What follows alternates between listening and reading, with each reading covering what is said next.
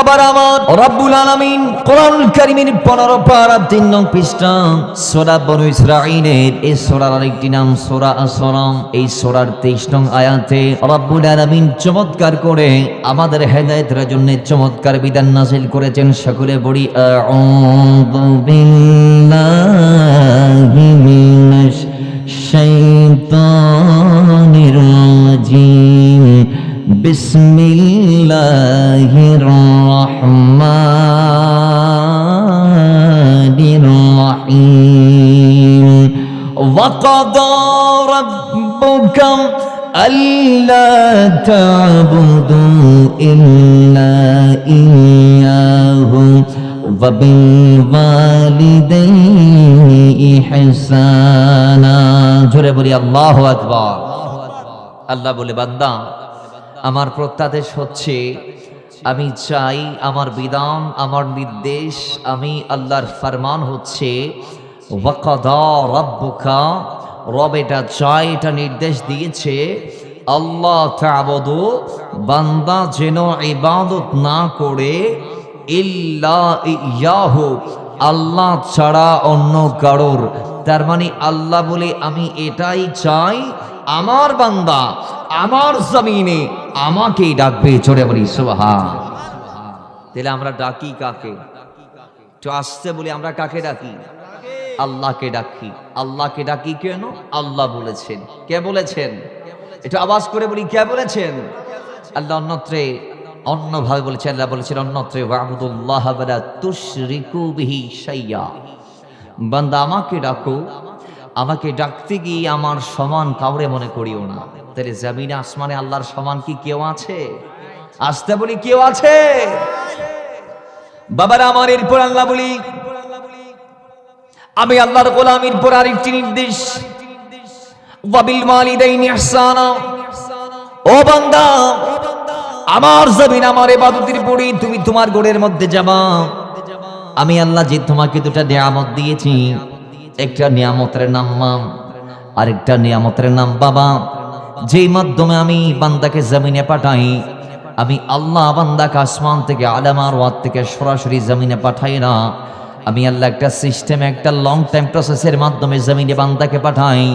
আমি আগে বান্দাকে পাঠাই বাবার পৃষ্ঠে, বাবার পিঠ থেকে বীর্যের মাধ্যমে মায়ের যাই গুটি রেহেমি, সেখান থেকে 1 নয় 2 নয় 3 নয় একেবারে টানা 10টি মাস মায়ের পেটে রাখার পরে যে বান্দাকে আমি দুনিয়াতে পাঠাই, ওই বান্দা যেন আমি আল্লাহর ইবাদত করার পরে, আমার গোলামি করার পরে তার বাবা মায়ের খেদমতের আঞ্জাম দিই। জোরে বলি সুবহানাল্লাহ। দুনিয়াতে মা বাপ ছাড়া কি আমরা কেউ আসছি? কয়েকজন ছাড়া, আদম সফিউল্লাহ, হাওয়া আলাইহিস সালাতু ওয়াসসালাম, বাকি আছেন ঈসা রূহুল্লাহ, তার মা আছে বাবা। জোরে বলেন মা আছে বাবা। আচ্ছা আল্লাহ চাইলে পারে কি পারে না? আল্লাহ চাইলে মরা গাছে ফুল দিতে, মরা নদীতে জল দিতে, বোবার মুখে বুলি ফুটাইতে, নিঃসন্তানকে সন্তানের মালিক বানাইতে, দনহীনকে দনদার বানাইতে, দিনহীনকে দিনদার বানাইতে, জ্ঞানহীনকে জ্ঞানওয়ালা বানাইতে। তাহলে আল্লাহ চাইলে পারে কি পারে না? এই জবান খুলে বলি পারে কি পারে না? আসুন, সে আল্লাহ বলছে, আমি বলছি ওয়াবিল ওয়ালিদাইনি ইহসানা। আমার গোলামির পরে মার কদমে যাও, বাবার কদমে যাও, মা বাবার গোলামি করো। আল্লাহ বলেছেন এই এক জায়গায় নয়, আবার আল্লাহ বলছেন ওয়া'বুদুল্লাহ ওয়ালা তুশরিকু বিহি শাইয়্যা ওয়াবিল ওয়ালিদাইনি ইহসানা। সেখানেও আল্লাহ বলছেন যে তোমরা তোমাদের মা বাবার খেদমত করো। আল্লাহ আবারও বলছেন 21 পারার 11 নং পৃষ্ঠায় সূরা লোকমানের 14 নং আয়াতে ওয়াসাইনাল ইনসানা বিওয়ালিদাইহি। আল্লাহ 11 বলছেন। আল্লাহ 15 পারার 3 নং পৃষ্ঠায় বললেন, 5 পারার 3 নং পৃষ্ঠায় সূরা নিসার 34 নং আয়াত বললেন, 21 নং পারার 11 নং পৃষ্ঠা সূরা লোকমানের 14 নং আয়াত বললেন, ও মালিক বারংবার বলছো, বারংবার বলছো, বারংবার বলছো মা বাবার কথা এত বলার পিছনে কারণ কি? আমরা জানতে চাই, তো ঈমান উত্তর দিচ্ছে শুধু কোরআনে নয়, আমার নবীর হাদিসের দিকে তাকাও। আমার নবী বলেছে মা বাবার খেদমত করার কথা যোগে যোগে কালে কালে। যত নবীকে যত কিতাব আল্লাহ দিয়েছে, যত রাসূলের আগমন হয়েছে, প্রত্যেকটা রাসূলের কিতাবে, প্রত্যেকটা নবীদের কিতাবে আল্লাহ এই বিধানটাকে হুবহু নাযিল করেছে। জোরে বলি সুবহান। মাথায় রাখবেন, কিছু বিধান আগে ছিল, এখন এখন কিছু বিধান আগে ছিল না এখন, কিন্তু এই বিধানটাকে হুবহু আদম থেকে আজ অব্দি রেখে দেয়া হয়েছে। রাসূলুল্লাহ বলে এই বিধানটা হচ্ছে মা বাবার খেদমতের বিধান। জোরে বলি সুবহানাল্লাহ। যুগে যুগে কালে কালে এই সিস্টেমের চর্চা হয়ে এসেছে, আমরা একটু করে ইস্তেনবাত করি। আল্লামা ইবনে কাসির সহ আরো অসংখ্য ইসলামী মহামনীষীগণ তাদের কিতাবে ওয়াকিয়া টুককুট করেছেন, বিশেষ করে তাফসীর রুহুল বায়ানে ৮ম খণ্ডের ৪৭৬ নং পৃষ্ঠায় এবং রাউজুর রাইয়াহিনের ২৬৩ নং পৃষ্ঠার মধ্যে এসেছে, যেই মা বাবার কথা আল্লাহ আমাদেরকে বলেছেন, সেই মা বাবার খেদমতের কথা সুলাইমান নবী তার উম্মতদেরকে বলেছেন। সুবহানাল্লাহ। ভাই যাকুবেদের না আমরা মারা গিয়ে পারলাম কিরে খার খার মৃত্যু আত্মা না কেন কষ্ট করে তুলতে দিবেন না। তো মাশাআল্লাহ দিদি ৪-৫ জন বাদ আর কোন জিয়াতা আছে। আল্লাহ মারা গিয়ে দি তারা জিন্দা পড়তে তৌফিক দান করুক। আর একটা কষ্ট করি আমিন হন নওয়া আইয়ুন একটা আওয়াজ দিয়ে হেল্প করানোর দরকার। আর আত্মা আসলে নাই, নইলে আর শীতে একেবারে ঠান্ডা হয়ে যাইও, একটা গার গরম লাইও আর লড়া সরা ইত্যাদি ইত্যাদির দরকার আছে। আল্লাহ আর দায়িত্ব পালন করি বড় তৌফিক দান করুক। বেগুনা আমিন ফরন। আর একটা বড় করি আমিন ফরন। অর্থাৎ সুলাইমান নবী উম্মতরে কি শিক্ষা দি মা বাবার কিভাবে দেন শোন বাজান। সুলাইমান নবী আমরা সবাই জানি গোটা পৃথিবীর বাদশা ছিলেন, গোটা পৃথিবীর বাদশা ছিলেন। সুলাইমান নবী আল্লাহ কর্তৃক একদিন আদিষ্ট হলেন, মানে আল্লাহ নির্দেশ দিয়েছেন। আল্লাহ কি দিয়েছেন? নির্দেশ দিয়েছেন। আল্লাহ বলে সুলাইমান তুমি তোমার উম্মতদেরকে নিয়ে একটু নদীর পাড়ে যাও, আমি আল্লাহ তোমাকে একটু আমার নিদর্শন আমার কুদরত দেখাবো। সুবহানাল্লাহ জোরে বলে। বাবার আমার সুলাইমান নবী গেলেন নদীর পাড়ে কিনারায়, কিনারায় বসে আছে নবী সুলাইমান। আল্লাহ নবী সুলাইমান আলাইহিস সালাম নদীর কিনারায় যাওয়ার পরে দেখে আল্লাহ নিদর্শন তিনি খুঁজে পাচ্ছেন না। জিন লক্ষ লক্ষ জিন তার পিছনে ছিলেন। নবী সুলাইমান আলাইহিস সালাম জিনদের বিরাট একটা দলকে ডাক দিলেন। ডাক দিয়ে বলে, জিনেরা আমি জানতে চাই তোমাদের ভিতর সবচেয়ে বড় জিন বা শ্রেষ্ঠ একজন জিন বা শক্তিশালী একজন জিনকে আমার সামনে হাজির করো, যেই জিন আমার কাজটা করে দিতে পারবে। সবাই মিলে একজনকেই সুলাইমান নবীর সামনে ঠেলে দিলেন।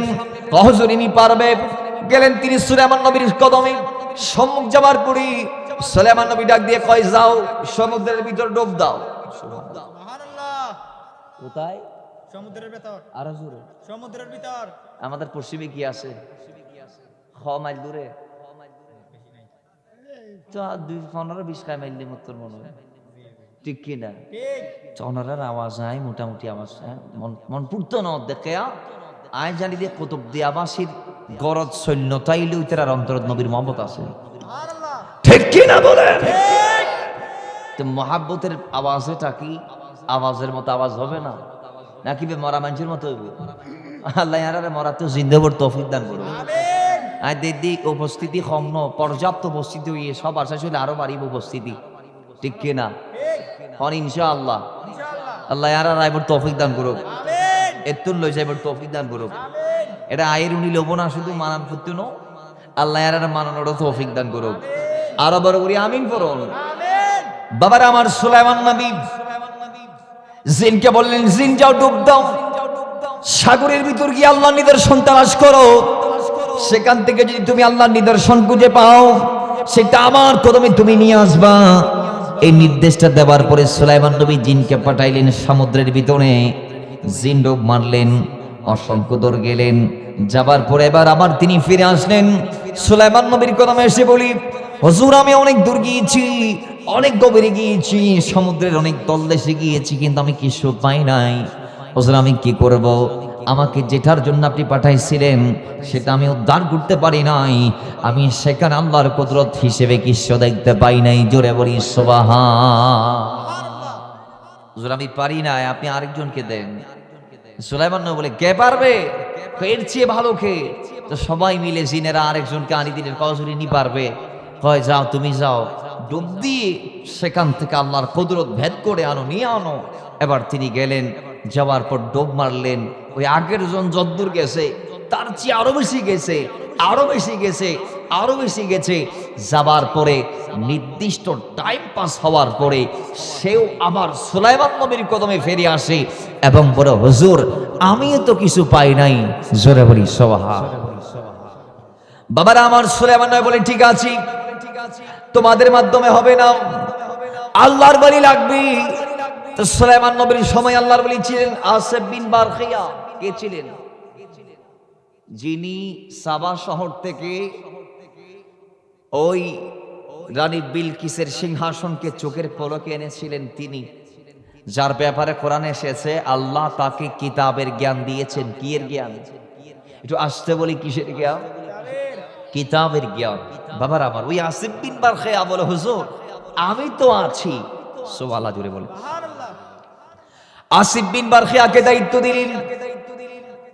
আসিফ বিন বারখিয়া গেলেন, যাওয়ার পরে সমুদ্রের ভিতর থেকে সেকেন্ডে চোখের পলকে, চোখের পলক ফেলার আগে আগে একটা গম্বুজ বের করলেন, সবুজ রঙের একটা গম্বুজ বের করলেন। গম্বুজটা বের করে সাগরের কিনারায় নিয়ে আসলেন। সুলাইমান নবী সেখানে তাড়াতাড়ি প্রবেশ করে নিলেন। দেওয়ার পর দেখতে পাইলেন চারটি দরওয়াজা। ওই বিশাল গম্বুজ ভিতরে একজন সুদর্শন যুবক, গায়ের মধ্যে সাদা পোশাক। সুবহানাল্লাহ। সাদা পোশাক একজন যুবক সেখানে নামাজ পড়ছেন। আল্লাহ নবী সুলাইমান আলাইহিস সালাম ডাক দিয়ে বলে, যুবক সমুদ্রের মাঝখানে একা একা সালাত আদায় করছো কেন? আজকে তোমার এই অবস্থা আমি জানতে চাই। সমুদ্রের মাঝখানে গম্বুজের ভিতর আছো, গায়ের মধ্যে কোনো পানি নাই, অথচ দরজাগুলা খোলা, গম্বুজের গায়েও পানি নাই, ভিতরেও পানির ছিটে ফুটা নাই, নাই নাই নাই নাই নাই নাই, তোমার গায়ের মধ্যে পানিরও কোনো চিহ্ন নাই। কিভাবে সম্ভব হয়েছে আমি জানতে চাই। যুবক চোখের পানি ছেড়ে দিয়ে বলে, হুজুর ওগো আল্লাহর নবী সুলাইমান, এই সবগুলা সম্ভব হয়েছে একটি মাত্র কারণে। হুজুর আমি 70 বছর আমার বাবা মায়ের খেদমতের আঞ্জাম দিয়েছি। জোরে বলি সুবহানাল্লাহ। কয় বছর বাবা? আরো আসতে পারি ক বছর? আজকে আমরা 70 দিন মার খেদমত করি না, বিয়ের পর 3 মাসের মাথায় শুরু হয়ে যায়। হ্যাঁ, 70 দিন ফুরাইতে দেয় না। বিয়ে করছে শুক্রে, শুক্রে 8 দিন, আস্তে আস্তে খেলা শুরু হওয়ার। বাবা খর এক মিক্কি, মায়া খর আর মিক্কি, এখন ফুয়া যাবে, এখন মিক্কি বজিককে, ঠিক কি না? আর চৌধুরী ফারার যুবকল কি বাবার পক্ষে না মার পক্ষে? এই যুবক মাহফিলে তাই মার পক্ষ হইতো না, হাকিকতে মার পক্ষে তাহলে দরকার আছে না নাই? আর আওয়াজ যখন আছে না নাই, যে আর বড় যুবক আইব সামনের দিন ইনশাআল্লাহ, তারা কি করে, তারা কি করানোর দরকার। আর একদিন 22 সিরিয়ার একেবারে সমীকরণ আকার ওরা দিদিও, যারা মানর তারা মানিব দিরিওয়া, যারা কোরআন হিদায়ত নাই তারা কোরআন ঢুকাই দিল হইতো না, ঠিক কি না? আল্লাহ মানার তৌফিক দান করুন। আরো জোরে বলি। তাহলে এখন যুবক কয়, হুজুর এগুলা সব সম্ভব হয়েছে 70 বছর মা বাবার খেদমতের কারণে। সুবহানাল্লাহ জোরে বলি। আর একটু জোরে বলি সুবহানাল্লাহ। বাবার আমার, সুলাইমান নবী আবার ডাক দিয়ে বলে, যুবক 70 বছর মার খেদমত করেছ কিভাবে আমি জানতে চাই। ওই যুবক আমার চোখের পানি ছেড়ে দিয়ে বলে, হুজুর আমার বাবা ছিলেন পক্ষাঘাত রোগী আর আমার মা ছিলেন অন্ধা। আমি আমার অন্ধমার এবং পক্ষাঘাত রোগী বাবার এমন খেদমত করেছি, এমন খেদমত করেছি, এমন খেদমত করেছি যে খেদমতের কারণে আল্লাহ আজকে আমাকে এই লম্বা হায়াতটা দিয়েছিলেন। হুজুর আমি খেদমত করতে তোমার দীর্ঘ সময় রাখতে পারে বাবারে। এখন আল্লাহর নবী সুলাইমান আলাইহিস সালাম বলে, তারপর এরপর আমার বাবা মারা গিয়েছে, দোয়া করার পরে মা মারা গেল। মারা যাওয়ার পরে মার আমি দাফন কাফন যা আছে সব শেষ করলাম। এখন মাও নাই, বাবাও নাই, অন্তরে ব্যথা আসে না নাই?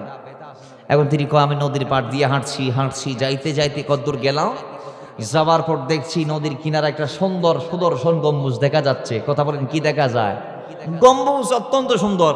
এবার দুজিয়ার ফারস যদি গো গম্বুজ ভাই আইলি এবার আরা উঠতাম না উঠতাম এটা দেন দিলে সুন্দর জিনিস এবার হতো নাইলো তো যুবক হদ না আয়ার উঠি উড়ানোর পর ফেরেশতার দেরি ন গোড়া আর দড়ির একেবারে সমুদ্রের মাঝখানে নিয়ে এসছি। আমি এর আল্লাহর ইবাদত করি, আমি আজ পর্যন্ত এটাই আসি একরা বড় করি পড়ো। বাবার আমার যুবক, এই কথা বলার পরে আবার আল্লাহ নবী সুলাইমান ডাক দিয়ে বলে, যুবক তুমি সেখানে কি খানা দাওয়া করো না?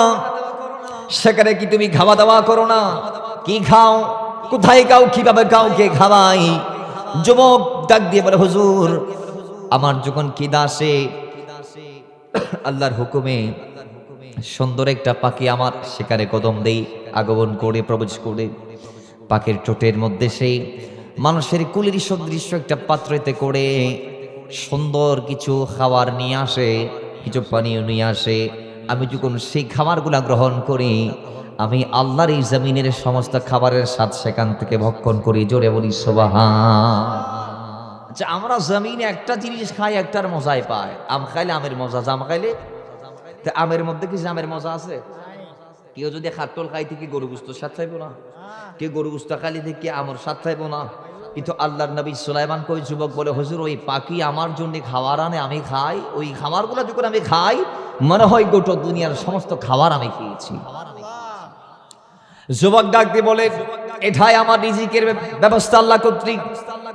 বাবার আমার এবার যুবক আল্লাহর বলি, যুবক আল্লাহর বলিকে নবী সুলাইমান ডাক দিয়ে কই, এই যুবক তুমি কি চাও? তুমি কি চাও? তুমি কি এখানে থাকবা নাকি আমাদের সঙ্গে থাকবা?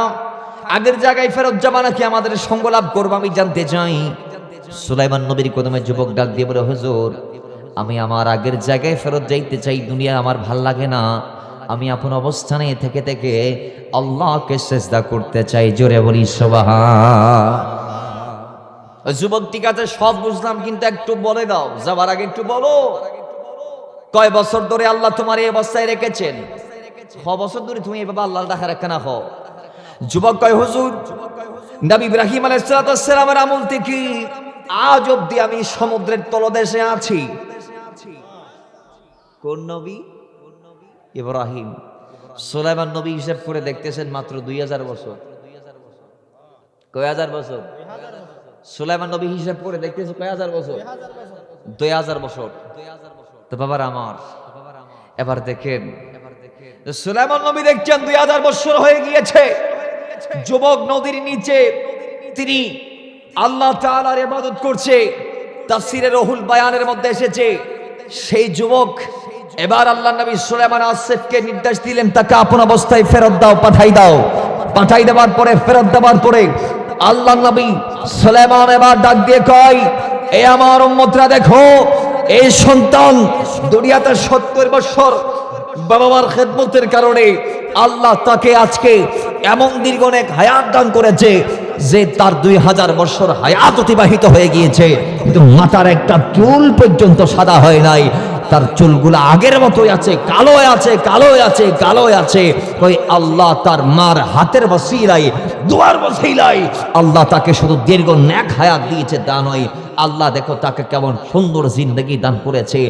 তোমরা এখান থেকে শিক্ষা নাও, তোরা মা বাবার অবাধ্য হবে না, মা বাবার প্রতি ইহসান তোমরা করবা, মা বাবার প্রতি সদাচার তোমরা করবা, মা বাবার হক তোমরা আদা করবা, মা বাবার সন্তুষ্ট তোমরা অর্জন করে তারপর ইন্তেকাল করো। শুনে রাখো, যেই সন্তান দুনিয়াতে মার দোয়া পাবে, যার উপর মা সন্তুষ্ট থাকবে, আল্লাহ তাকে এইভাবেই দিবে। এরপরে হাত উঠিয়ে সুলাইমান নবী বলে, তোমরাও হাত উঠাও। তিনি দোয়া করলেন, আল্লাহ তুমি আমাকে এবং আমার উম্মত সবাইকে মা বাবার খাদেম বানিয়ে দাও। জোরে বলেন সুবহান। সুলাইমান নবীর আমল থেকেই মা বাবার কথা বিভিন্ন কিতাবে আছে না নাই? জোরে বলি আছে না নাই? এই জন্য আমার নবী বলে, যুগে যুগে কালে কালে। এখন দেখেন মা বাবার কথা যে তাওরাতেও আছে। মুসাকে আল্লাহ তাআলা বলেছিলেন তার আম্মার ইন্তিকালের পরে, হে মুসা তুমি আর একা একাই তোর পর্বত আসিবেন, এখানে পোকা মাকড় বিচ্ছু সাপ টাপ ইত্যাদি ইত্যাদি আছে, বিভিন্ন অনিষ্টতা জিনিস এখানে আছে। সুতরাং এতদিন তোমার মা দুনিয়াতে ছিল, তোমার জন্য তোমার মা দোয়া করতো, আল্লাহ আমার সন্তানকে হেফাজত করো। আজকে তোমার সেই দোয়ার বাজেট শেষ, তোমার মা দুনিয়াতে নাই। সুতরাং রাতের বেলায় তুমি ঘর থেকে বের হইও না, আমি আল্লাহ তোমাকে নির্দেশ দিচ্ছি। তাহলে দেখেন মার দোয়া কেমন জিনিস, কেমন জিনিস, কেমন জিনিস, যেটা আমরা আপনারা নিতে পারলে রিজিকে বারাকা হবে, হায়াতে বারাকা হবে, সবগুলোতে সফলতা আসবে, দুনিয়াটা কদমের নিচে হয়ে যাবে।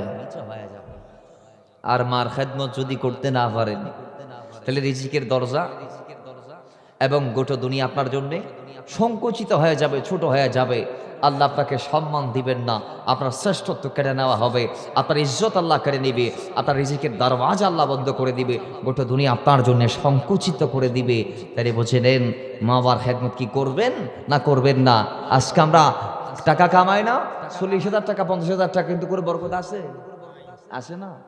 না ইয়া নায়িকা ওই মা বাপরে আরা বললেন গরিব নফারি দেই, ঠিক নেবে? ঠিক। আল্লাহ দে মা বাপরে সন্তুষ্ট গরি, তারপরে ইন্তেকাল করো। খেয়া মরণের পর জান্নাতিন ফাইবাদে মা বাবার সন্তুষ্টির ভিত্তিতে। এখন মা বাবার যদি রাজি রাইত নফারুন বা খেদমত গরিব নফাইলি জান্নাত আছে না? খন না মসজিদ মাদ্রাসা মাদিলে মনে জান্নাত ফাইবে লাগি, অসগুল্লে জান্নাত ফাইব না কোনো ইতরা ফাইব ফান মনে করে দে ভাল লাগে।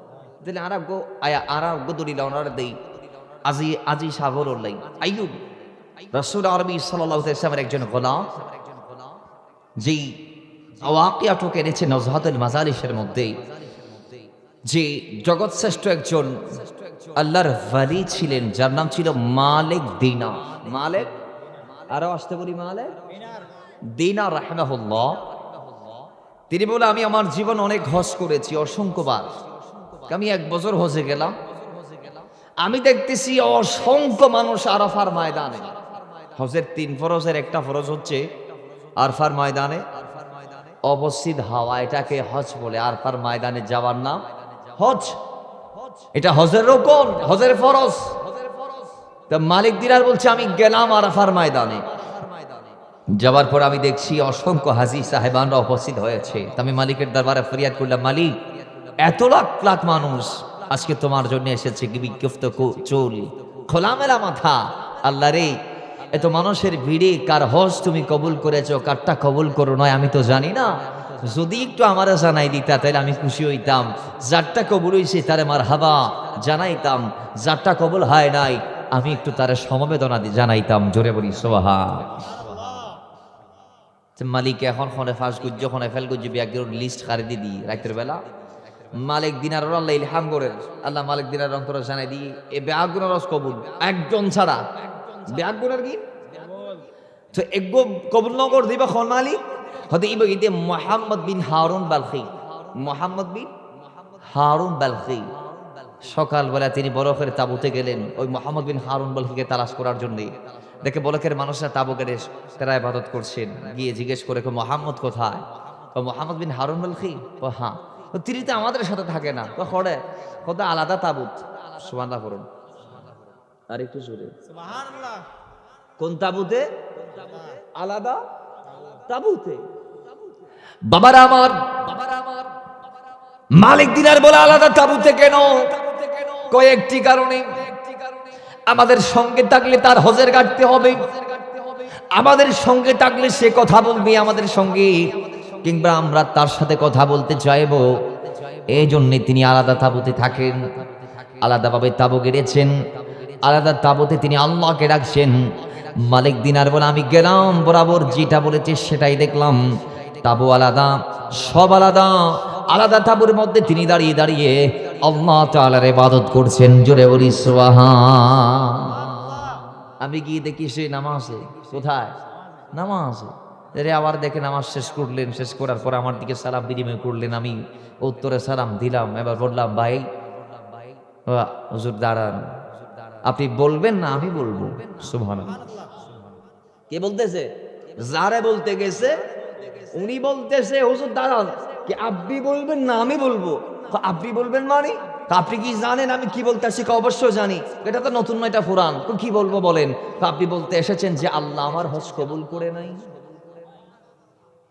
আপনি কি এটা বলতে এসেছেন যে আল্লাহ আমার হজকে কবুল করে নাই। আপনি কেমনে জানলেন আপনারটা কবুল হয় নাই? এটা আজকে নতুন না, এটা 40 বছর ধরে শুনে আসতেছি। তার মানে আমি 40টা হজ করেছি ইতিপূর্বে। আল্লাহ আমার প্রত্যেকটা হজকে শেষ হবার আগের দিন বলে দিয়েছে, এই মোহাম্মদ বিন হারুন বালখি, আল্লাহ তোমার হজকে কবুল করে নাই। জোরে বলি নাউজুবিল্লাহ। এটা নতুন নয়, এটা পুরান, 40 বছর ধরে শুনে আসতেছি। এখন কয়টা কেমনে 40টা হজ বাদ গেছে। মানুষ 40 বছর হায়াত পায় না, আর তোমার 40টা হজ আল্লাহ কবুল করে নাই। কেন কবুল করে নাই? হুজুর ঠিক আছে আমি খুশি, আপনি আমার বলতে এসেছেন, আমি খুশি, আপনি চলে যান, আমাকে বিরক্ত করবেন না দয়া করে। মালিক দিনার বলেন, না আমি তোমাকে এত সহজে ছাড়ছি না, আমাকে বলাই লাগবে, বলতে হবে কেন আল্লাহ তোমার 40টা হজকে বাদ দিয়ে ফেলেছে, রিজেক্টেড করেছে, পরিত্যাজ্য করেছে, আমি জানতে চাই। তখন ওই মোহাম্মদ বিন হারুন বালখি বলে, প্লিজ আপনি আপনার কাজ করুন, আপনি আপনার হজের কাজ চালান, আমি আমারটা চালাই, দেখি মালিক কয় বছর কবুল না করে আর আমি কয়টা করতে পারি। জোরে বলেন এরকম ইবাদতের ক্ষেত্রে জেদ থাকার দরকার আছে না নাই? জোরে বলি বাবার আমার মোহাম্মদ বিন হারুন বালখি মালিক দিনার প্রেসার দিলেন, আমি তোমাকে ছাড়বো না, বলো কেন আল্লাহ 40টা হজ কবুল করে না, আমারে জানাতে হবে। হযরত মোহাম্মদ বিন হারুন বালখি তখন বলে, হুজুর আমি শরাবী ছিলাম, মদ খাইতাম, মদ্যপ অবস্থায় মাতাল হয়ে একদিন রমজানের দিন আমি মদ সেবন করে বাসায় প্রবেশ করলাম। আমার মা ওই সময় আমার জন্য ইফতারি বানাচ্ছিলেন, পাকাচ্ছিলেন। আমার মা আমার হাতে মদের বোতল দেখে আমার হাত থেকে মদের বোতলটা কেড়ে নিলেন। এরপর আমি আর জানি না, জোর সকালবেলা হলো, আমি দেখছি আমার স্ত্রী আমার ঘর ছেড়ে সে বাড়ির মধ্যে চলে যাচ্ছে, ব্যাগ ট্যাগ গুছিয়ে সে আপন বাবার বাড়ি চলে যাই। আমি তাকে জিজ্ঞেস করলাম, স্ত্রী কেন তুমি বাপের বাড়ি যাচ্ছ? আমি জানতে চাই। হুজুর আমার স্ত্রী আমাকে বলেছি, আমি তোমার গোড়ার করতে পারবো না, তোমার সংসার আর করতে পারবো না। যে সন্তান তার মায়ের উপর জুলুম করে, সে আমার উপর জুলুম করবে না, এটা কি বিশ্বাস? সুতরাং তোমার ঘোড়া আমি করতে পারবো না। তুমি তোমার মায়ের ওপর নিজের হাত দিয়ে জুলুম করতে পেরেছো গতকাল, সুতরাং আমার ওপরও তুমি জুলুম করবে একদিন না একদিন। আমি এটা সহ্য করতে পারবো না, বিদায় তোমাকে আমি আল্লাহ হাফেজ জানিয়ে চলে যাচ্ছি আপন বাড়ি, বাবার বাড়ি। স্ত্রীকে এবার মোহাম্মদ বিন হারুন বালখি বলে, ঠিক আছে বাবার বাড়ি যাবা, কিন্তু বলো কেমনে আমি মার উপর জুলুম করলাম? আমি তো মা ভক্ত ছেলে। সুবহানাল্লাহ জুড়ে বলো। মা ভক্ত ছিলেন কিন্তু অনাকাঙ্ক্ষিত, দেখেন কিভাবে ঘটলো। কয়তালের স্বামী শুনো, গতকাল মদের বোতল নিয়ে বাসায় প্রবেশ করেছিলাম, মা দেখেছে। মা দেখার পর মা গেট তেড়ে গেলেন তোমার দিকে। মা যাওয়ার পরে তোমার হাত থেকে মদের বোতলটা কেড়ে নিলেন। কেড়ে নেওয়ার পরই তুমি তোমার মায়ের উপরে হামলা করে বসলাম। মায়ের হাত থেকে তুমি ধাক্কা দিয়ে মদের বোতল কেড়ে নিলা। মায়া তারপরে তোমার গালের মধ্যে একটা যখন থাপ্পড় দিয়ে দিয়েছে, তুমি তোমার মাকে একটা ধাক্কা দিয়েছিলা। তোমার হাতের ধাক্কায় তোমার মার জমিনের মধ্যে স্ত্রী থাকতে পারে নাই, সেই অননের উপরে পড়ে গেছে। অনন্ততা চুলাই মা পড়ার পরে মায়ের শাড়ি এবং মেক্সি সহ পুরো শরীরের মধ্যে যত কাপড় ছিল সব কাপড়ে আগুন লেগে গিয়েছে। আগুন মায়ের পুরো শরীরকে জ্বালাই দিল। জ্বালিয়ে ভস্মীভূত করে দেওয়ার পরে মা মারা যাওয়ার আগে বলেছে, এই এলাকার মানুষ আমি জানি আমি একটু পরে মারা যাব, কয়েক মিনিট পরে আমারে জমিন থেকে আল্লাহ নিয়ে যাবে। আমি জানি আমার সাকরাত চলছে, কিন্তু আমার কিছু ওসিয়ত আছে।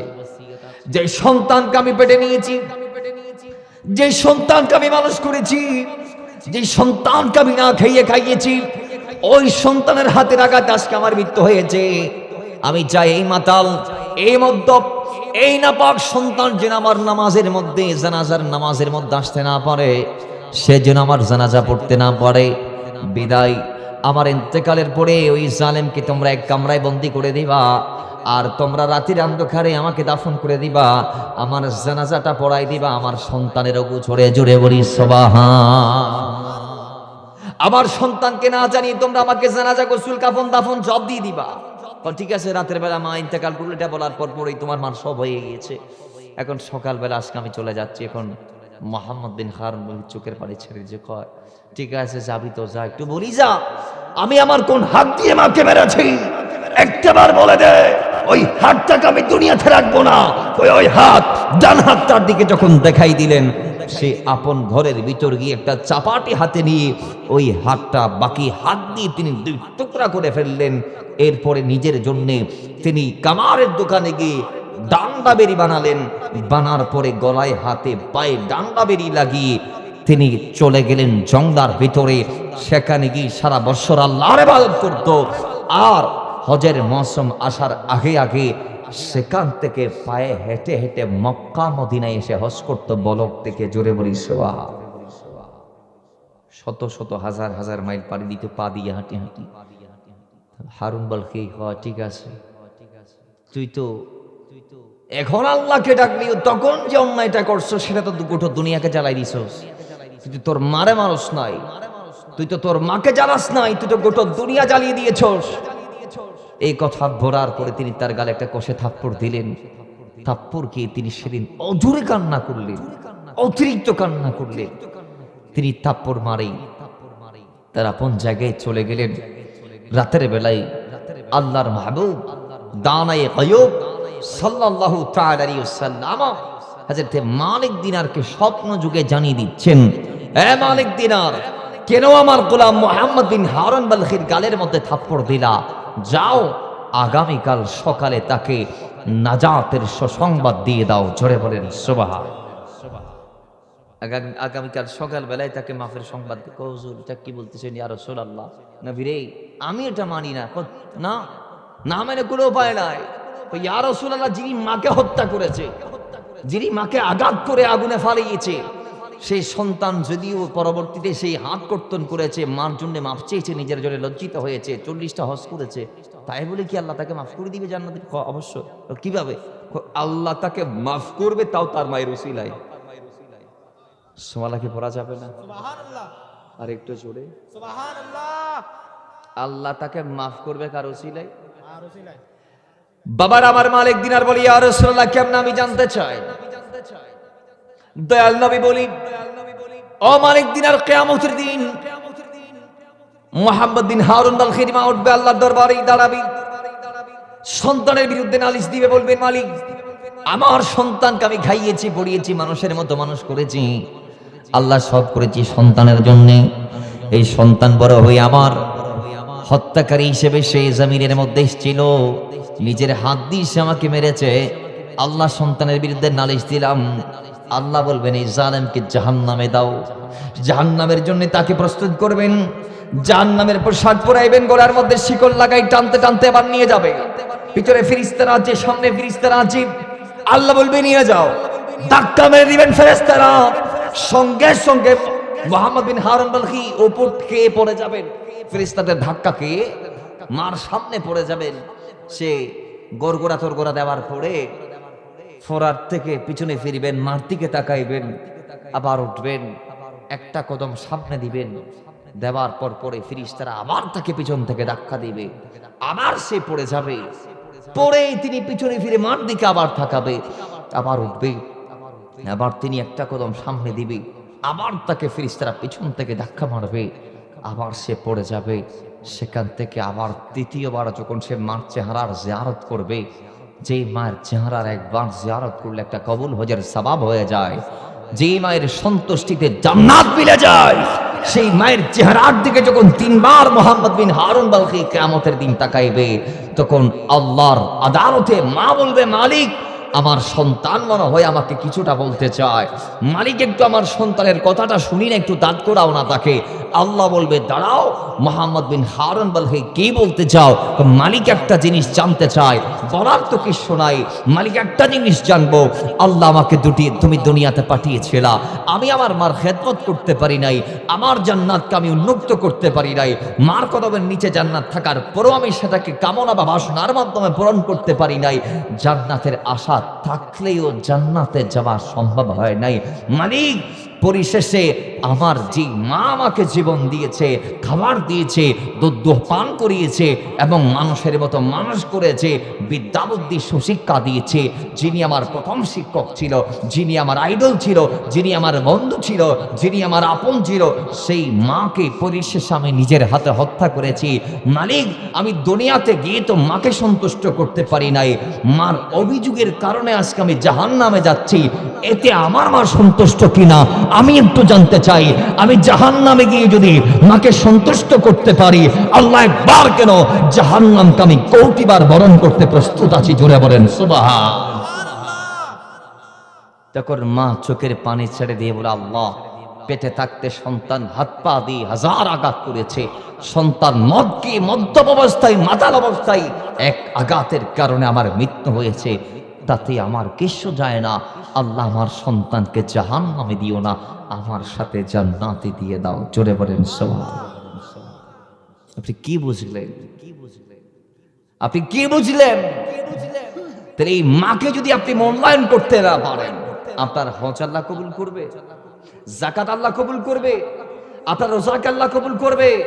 কিছু কবুল হবে না। বাবার আমার নুজহাতুল মাজালি শারিকটি বাকি এসেছি। আল্লাহ নবীর যুবক সাহাবী নাম ছিল আলকামা। দান সদকায় অনেক উপরের একজন সাহাবী ছিলেন। 2 হাত অজস্র ইসলামের জন্য দান দক্ষিণা করেছে। যুবক হঠাৎ একদিন মৃত্যু সজ্জায় সে পাঞ্জা লড়ে। ওয়া আর দেশত বহুত যুবক কোয়া মারা ন যায়, হন না যায় না যায়, কেউ কি কি রে কয় জানো ভাই, আ খালি যাই এমকে দুনিয়া তুনিয়া নকয়। হঠাৎ মারা গি, হঠাৎ বন্ধু এই এক রাতি আর একসাথে বই রে চা খাই রে। সামনে কি বাজার? নাইছের মারা কি বাজার? নাইছের বাজার তুরুজুর। আর বন্ধু না বিদায় দেই, আধা ঘন্টা পরে ফেসবুকত স্ট্যাটাস দেই, আর বন্ধু আর দুনিয়াত নাই, মারা গি। ইন্না লিল্লাহি এদিল্লা হয় না নয়, হন না হয় না নয়। বাবার আমার ওই রকম একজন রাসূলের যুবক সাহাবী নাম আলকামা। মৃত্যু সজ্জায়, মৃত্যুর সঙ্গে যখন পাঞ্জা লড়ে, স্ত্রী ডাক দিয়ে বলে, আমি গেলাম স্বামীর শিওরে, আমার স্বামীকে আমি কলমাটা শেখাই দিতে লাগলাম। আমি বলছি, স্বামী আমার বড় কালিমা লা ইলাহা ইল্লাল্লাহু মুহাম্মাদুর রাসূলুল্লাহ পড়ি সাল্লাল্লাহু। আমি আমার স্বামীকে কলমা শরীফ শিখাই দিচ্ছি, আর স্বামী পড়তে পারে না, কলমা পড়তে পারে না, মুখ বন্ধ, মুখ। স্ত্রী এখন না পারি রসুলের কদমে গেছে, আমার নবীকে সব জানাইছি, ইয়া রাসূলুল্লাহ, আপনি বলেছেন যার শেষ কথা লা ইলাহা ইল্লাল্লাহ হবে তার জন্য জান্নাতুন মুক্ত। আপনি বলেছেন যে একবার এটা পড়বে তার জন্য জান্নাত একেবারে ওয়াজিব হয়ে গিয়েছে, মান কালা লা ইলাহা ইল্লাল্লাহ ফাদাখালাল জান্নাহ। আপনি বলেছেন রাসূল আমি তো পারি নাই, আমি চেষ্টা করেছি কিন্তু পারি নাই। আমার নবী বলে ঠিক আছে, এখন কি করা যায়? রাসূল একটু আপনি একটু আসুন না। আমার নবী বলে আমি প্রতিনিধি পাঠাচ্ছি, দেখি কি হয়, প্রয়োজনে আমি যাব। ধরে বলি সুবহান। নবী 4 জনকে পাঠিয়েছিলেন, হযরত আলী, বেলাল, আম্মার, সালমান রাদিয়াল্লাহু তাআলা আনহুম। রাসূলুল্লাহ 4 জন সাহাবীকে পাঠাইলেন, আলী, বেলাল, আম্মার, সালমান রাদিয়াল্লাহু তাআলা আনহুম। সবাই যখন ওই আলকামার ঘরে গেল রাসূলের প্রতিনিধি হয়ে, একজন একজন করে সবাই চেষ্টা করলো আলকামাকে কলমা পড়াইতে। সুবহানাল্লাহ জোরে বলো। কলমা শরীফ পড়াইবেলা 4 জন মিলে ট্রাই করছে, চেষ্টা করছে, কিন্তু না পারে। এখন নফারির শেষমেশ একজনের রসুলের কদমত ফাটাইব, এবার মাধ্যমে নবীর খবর দিব যে রসুল আর জিরাল্লাহ ফাটাইলে নি আর নফারি, তো ইন খাদ্দি ফাটাইব, খাদ্দি রসুলের খবর দিব। তো বেলাল খদ্দে আই যাইও বড় করি হরণ সুবহান। বাহ, সেই দিনে বেলাল এবার আর মদিনা বেলার কদমত গি, ইয়া রাসূলুল্লাহ এই ঘটনা আমাদেরকে পাঠিয়েছিলেন, আমরা পারি নাই। আমার নবী বলে ঠিক আছে বেলাল, তার ঘরে কে কে আছে আমাকে একটু বলো। রাসূল রে, আমি তার ঘরে তার মাকে দেখেছি। ঠিক আছে, মার কদমে যাবা, মাকে সালাম দিবা, সালাম দিয়ে আমি নবীর পেগাম দিবা। সে যদি আসতে পারে তারা আসতে বলো, সে যদি আসতে না পারে তাহলে তার ঘরে থাকতে বলো। বলবা আমি মদিনা বালা রাহমাতুল লিল আলামিন হেঁটে হেঁটে তার ঘরে যাব। জোরে বলি সুবহানাল্লাহ। তুমি মহব্বতে দরুদ পড়ি, আল্লাহুম্মা সাল্লি মাওলানা মুহাম্মাদ ওয়া আলা আলি সাইয়্যিদিনা। আরে ডেকে নিবে যেদিন আমারে তোমার প্রিয় করে নিও, হায়াতের দিন ফোরালে খাতেমা ইমান মোরে দিও। ও আল্লাহ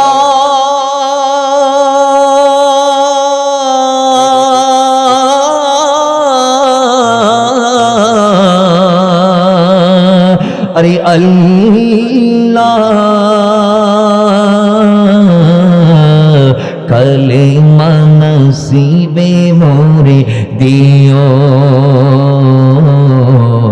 কালেমা নসিবে মোরে দিও, কালেমা নসিবে মোরে দিও,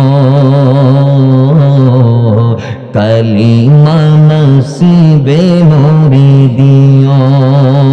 আরে তোমাকে করেছি পরে দুনিয়া বুকে, আরে দুনিয়া করেছে পাপী মরি দুঃখে দুঃখে, পরিণতি হবে কি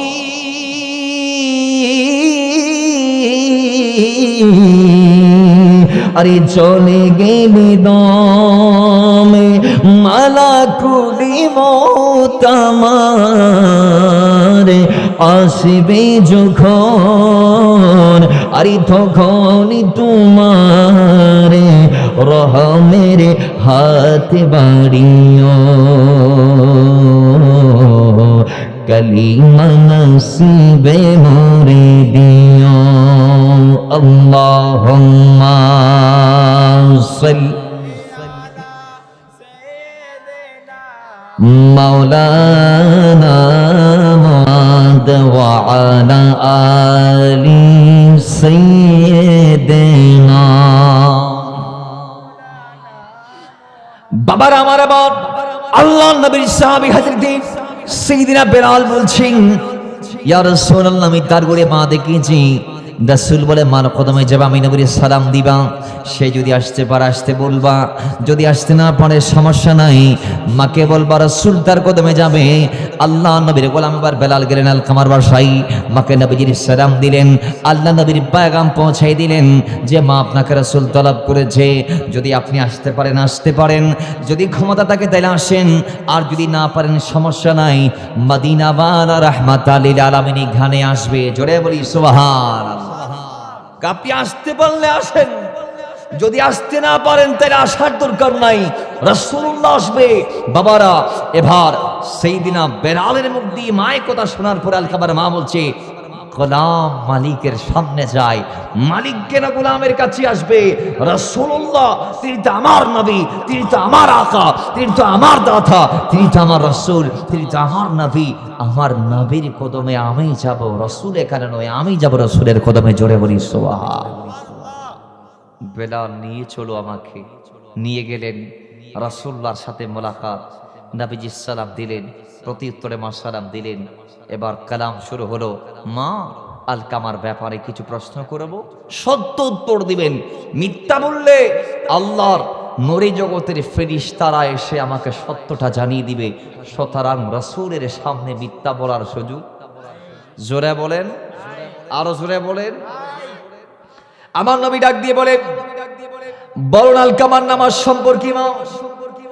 সাইয়্যিদিনা আলকামার মা এই কথা শোনার সঙ্গে সঙ্গে বলে, ইয়া রাসূলুল্লাহ আমার ছেলে পাক্কা নামাজি ছিল, ছেলে আমার নামাজকে বাদ দিত না, আমি দেখেছি 100 ছেলে আমার নামাজি। মা এবার বলুন ছেলে রোজা সম্পর্কে আমি জানতে চাই। মা ডাক দিয়ে বলে, ছেলে রোজার মধ্যে পাক্কা ইয়া রাসূলুল্লাহ। আল্লাহ নবী বলে, মা বলুন সন্তানের দান সাদকা সম্পর্কে। মা ডাক দিয়ে বলে, ইয়া রাসূলুল্লাহ আমার সন্তান ডান হাত দিয়ে বাম হাত দিয়ে এত পরিমাণ দান দক্ষিণা করেছে জামিমা হিসাব করতে পারি নাই। আমার ছেলে এক কথাই বেমেসাল্লা জামাব বেলা হিসেবে 2 হাত দিয়ে সে দান করেছে, যেই দানের কোনো তুলনা নাই, কোনো হিসাব নাই, কোনো হিস্সা নাই, কোনো অংশ নাই, কোনো মেসাল নাই। জোরে বলি সুবহানাল্লাহ। নবীরে আমার সন্তান বেশি দান করেছে, আমি বলতে পারবো না এত বেশি দিয়েছে, এত বেশি দিয়েছে। রাসূল বলে সব পাইলাম। এবার আপনি বলুন, আপনি আপনার সন্তানের ওপর রাজি কিনা? সুবহানাল্লাহ। সঙ্গে সঙ্গে মা চোখের পানি ছেড়ে দিয়েছে, বলে ইয়া রাসূলুল্লাহ, না, আমি আমার ছেলের ওপর রাজি নয়, আমি তার ওপর সন্তুষ্ট নয়। আমার নবী বলে আর কোনো কথা বলার দরকার নাই, আমি আমার উত্তর পেয়ে গিয়েছি, আপনি আপনার বাসায় যান। বেলালকে ডাক দিলেন, বেলাল যাও কিছু কাঠ জোগাড় করো। কেন? কাঠ দিয়ে আলকামাকে জ্বালিয়ে ফেলবো।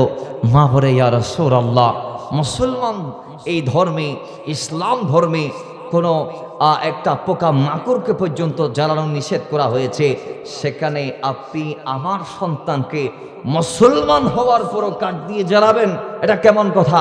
তা আমার নবী ডাক দিয়ে কয়, এটা সেম কথা যে এই অবস্থায় যদি আপনার সন্তান মারা যায়, কবরে গেলে আল্লাহ তো তাকে জাহান্নামের আগুন দিয়ে জ্বালাবে। আরে মা, কবরের আল্লাহ যে জাহান্নামের আগুন তার জন্য রেখেছে, সেটা আমি রাসূলের জ্বালানো দুনিয়ার আগুন থেকে কোটি কোটি কোটি গুণ মারাত্মক ভয়াবহ। সুতরাং আপনার সন্তানকে যদি পরকালীন কবরের জাহান্নামের আগুন থেকে যদি বাঁচাইতে চান, আর আমি রাসূলের আগুন থেকে যদি বাঁচাইতে চান, তাহলে সন্তানের উপর সন্তুষ্ট হয়ে যান, আপনার সন্তানকে অন্তর থেকে মাফ করে দেন। জোরে বলেন সুবহানাল্লাহ। সন্তানকে কি করে দেন? একটু জোরে বলুন, কি করে দেন? এখন মা ডাক দিয়ে বলে কয়, ইয়া রাসূলুল্লাহ, ঠিক আছে, আমি আমার সন্তানকে কি করে দিলাম? মাফ করে দিলাম, আমি আমার সন্তানের উপর সন্তুষ্ট হয়ে গেলাম। মা এই কথা বলতে দেরি দয়াল নবী বলে, একটু বেলাল দৌড় মারো, আলকামার বাসায় যাও, গিয়ে দেখো আলকামার মুখের জড়তা খুলেছে কিনা, সে কলমা পড়তে পেরেছে কিনা, একটু গিয়ে দেখো। হাজরতে বেলাল বলে, আমি গড়ের দরওয়াজায় গেলাম, ভিতরে প্রবেশ করতে পারি নাই, আমি সেখানে গিয়ে শুনছি আলকামা ঘরের ভেতর থেকে কালমা পড়ছেন, লা ইলাহা ইল্লাল্লাহ মুহাম্মাদুর রাসূলুল্লাহ সাল্লাল্লাহু তাআলা আলাইহি ওয়াসাল্লাম। আলকামা জান্নাতের এই টিকিটটা কালমায়ে তাইয়্যিবা পড়ে সে জান্নাতের মেহমান হয়ে জান্নাতে গেছে। জোরে বলি সুবহানাল্লাহ। আমার নবী এবার আসলেন, তার জানাজা দাফন কাফন সব দিলেন। কবরের পার থেকে এখন যখন সবাই সবাই যাবে, রাসূল বলে, দাঁড়াও, তোমরা যাবা না, আমি রাসূল তোমাদের সাথে কথা বলবো। কি কথা? ওই শোনো, তোমাদের ভাই আলকামা নামাজ রোজার তার কোনো ঘাটতি ছিল না, নামাজের কোনো ঘাটতি, রোজার কোনো ঘাটতি, সদকার কোনো ঘাটতি, সে সব দিক দিয়ে পাক্কা পাক্কা ছিল, একেবারে 100 ছিল, কিন্তু তার কাছে মার খেদমতের বড় অভাব ছিল। তার অপরাধ কি ছিল? মা বলেছে সে স্ত্রীকে মার ওপর প্রমোট করেছে। কার ওপর? তার মানে বউরে মার তো বড় বেশি মূল্যায়ন করছি, মার কম মূল্যায়ন করছি, এতটুকু অপরাধ। বউরে মার চেয়ে বেশি মূল্যায়ন করছি, আর মারে বউর চেয়ে কম মূল্যায়ন করছি, এই এতটুকু কিবের অপরাধ। আর নবী হদিনের কারণ আল্লাহ ইবের মুখখান বন্ধ করে দিই, এন্তাকাল রাগিবে কলমা ফরিদ ন পারে, মা মাফ করোনার ফরিবের মুখ কুলের এবং ইবে কলমা ফরিদ পারে। তুই কি বুঝিলা? গোড়ো দুনিয়া তোমরা যত আমার করো না কেন, ওই যে আল্লাহ হই 15 নং পারার 3 নং পৃষ্ঠা সূরা আস-সরার বা সূরা বনু ইসরাঈল, এটা দুটা নামই সূরার। এই সূরার 23 নং আয়াত আল্লাহ যে বলেছে, ওয়াকাদা রাব্বুকা আল্লা তা'বুদু, আল্লাহর ইবাদত করার পরে ওয়াবিল ওয়ালিদাইনি ইহসানা, এটা যদি বান্দা না করতে পারে, বান্দা যদি আল্লাহর ইবাদতের পরে মা বাবার খেদমত যদি না করে, আল্লাহর ওই বান্দার কোনো আমলকে আল্লাহ কবুল করবে না। হ্যাঁ, বান্দার সবকটা আমলকে আল্লাহ তখনই কবুল করবে যখন বান্দা আল্লাহর ইবাদতের পরে মা বাবার খেদমত করবে। জোরে বলেন সুবহানাল্লাহ। তাহলে বোঝা গিয়েছে, মা বাবার প্রতি জুলুম করে, অবিচার করে, মা বাবার গলার উপর আওয়াজকে বড় করে, মা বাবার আগে আগে চলে জান্নাতের আশা করলে এটা ভুল হবে। ঠিক কিনা? একটু আওয়াজ দিয়ে বলেন। আজকে আমাদের সমাজে মার কদর কমে গেছে, বাবুর কদর বাড়ি গেছে, বন্ধুর কদর বেড়ে গেছে, বাবার কদর কমে গেছে। আমার নবী ইসলাম আবু দাউদ শরীফের হাদিসে বলেছেন যে 15টি বদ অভ্যাস যখন বেড়ে যাবে, তখন বিপদ দুনিয়াতে একের পর এক আসতে থাকবে, আসতে থাকবে। তসবিহ সারা সিঁড়ি গেলে যেন টাস টাস গরিব গরু গফুতি পরে, তার নবী ডাইরেক্ট তসবিহ সারা লই দিলে উদাহরণ দিয়ে হদেন দিল্লি 15 বদ অভ্যাস বাড়ি গেলি উম্মতল রুদ্দি একের পর এক বালা মুসিবত আত্মাইব। কিছুদিন আগে ওনারা দেখবেন ভূমিকম্প একের পর এক এক সপ্তাহ ভিতরে হৌক ভূমিকম্প ঢাকা শহর এবং আরো বড় বড় কিছু ভূমিকম্প আর আল্লাহ ওয়েট করে না করেন। এর বিজ্ঞানী হলোর ধারণা আইয়ুন এবার আর কেন সামনে যাই। তো আর নবী খোদা 15 বদ অভ্যাসর সাইরকান ওই দিন দিল্লি মানুষ কিয়ামতের আগে মার অবাধ্যই যাইব। মার আজ ইয়ারও ইনে নয়, খনও ইনে নয়, যে কোনো ভাবে ওই বিয়ের আগে নলে বিয়ের পরে বতিয়া খতমাই বানি দিলে দিবি ন দিলে বিয়ে করছম না। তো এই কি মার বাধ্য হওয়ার কথা নাই, এখানে আওয়াজ করি হন না। মা বাবার খন বাধ্য সন্তান জিবে মার কথাও নাই এন্ডিল্লা খন হুয়াইয়ে কথা কি কইতে পারিব না যে ইবাই আনিদন করিব কেন বড় করি কোন না। এরপরে বিয়ের পরে এগুলো তো আসেই সিরিয়াল ভাই, বিয়ের আগের গুলা বললাম। তাহলে বাসান একটা কথা, দুনিয়াতে যে মা বাবা আপনাকে দুনিয়ার আলো বাতাস দেখিয়েছে, দুনিয়াতে আসার সুযোগ করে দিয়েছে, জীবন দিয়েছে, জন্ম দিয়েছে, আহার দিয়েছে, আপনাকে মানুষ করতে নিজের রক্তগুলা ঘাম বানাই ফেলেছে, সেই মা বাবা কি আপনার কাছ থেকে কিছু আশা করতে পারে না? না পারে। আরেকটা বড় করবেন আশা করি না পারে। আয় যদি সন্তান এরা আর মা বাবার একখান আশা ফুরাই না পাইলি আর সন্তান কি আর আশা ফুরাইব না? বড় করি মাথান ফুরিব। অনা যদি সন্তান ওই অনর মা বাবার খেদমত করি না আর অনর সন্তান অনর খেদমত করতে হলো। অনা যদি সন্তান ওই অনর মা বাবার প্রতি এহসান করি না পারন, অনর সন্তান অনর প্রতি এহসান করতে হলো। অনা যদি সন্তান ওই মার কথা ননন বাবার কথা ননন, অনর সন্তান অনর কথা হইতো না। অনে যদি সন্তান ওই মা বাবার কদর করি না পারন, খোদার কসম অনর সন্তান অনর কদর না করিব। বড় করি কোন ঠিক নেবে ঠিক। তাহলে আর একটা মা বাবার কথা উন্নয়নের দরকার আসলে নাই, বড় করি এখন আসলে নাই। এই জন্য বাবারা আমার দয়াল নবী বলে দেখো, মার অবাধ্য হওয়ার কারণে মা বাবাকে কম মূল্যায়ন করার কারণে আলকামা বেঁচে গিয়েছে। এখান থেকে শিক্ষা, কিয়ামত পর্যন্ত তোমরা যদি তোমাদের নামাজ, রোজা, হজ, যাকাত, সদকা, ফিতরা এগুলার যদি আল্লাহর কাছে কবুল করাইতে যাও, তাহলে ওই জমিনের তোমরা তোমাদের মার বাবাগুলার কদর করো, তাদের প্রতি ইহসান করো, তাদের কদমে তোমরা নিজের জীবনটাকে বিলীন করো। আজকে আমাদের কথাগুলা পর্দার মাধ্যমে অনেক মা শুনছে, অবশ্যই অনেক মা আজকে সেখানে বসে নীরব কান্না করছে, হায় রে সন্তানটারে অনেক কষ্ট করে জন্ম দিলাম, অনেক কষ্ট ত্যাগ প্রতিজ্ঞা সন্তানের জন্য দিয়েছি, কিন্তু সন্তানটা বউ পেয়ে আমার ভুলে গিয়েছে। আজকে যেই স্ত্রীগুলার স্বামী মারা গিয়েছে, তাদের অত্যন্ত দুর্বিষহ জীবন যাপন জমিনে চলমান রয়েছে। যেমন অনেকের মা বাবা মারা যাওয়ার পরে সাই সন্তান মিলে মার দায়িত্ব নিতে পারতেছেন না, আসলে নাই।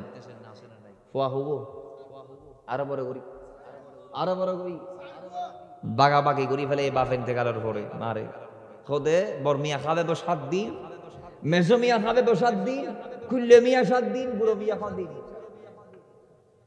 ওয়া কুল্লে মিয়ার তো বউ আসে না নাই, বড় মিয়ার তো বউরে কি 15 দিন খোলনি, আয় তোর 15 দিন খাবাইম, তোর বড় 15 দিন খন করিব খোলনি, মাইজে মিয়া খোলনি, কুল্লে মিয়া খোলনি, বড় মিয়া খোলনি।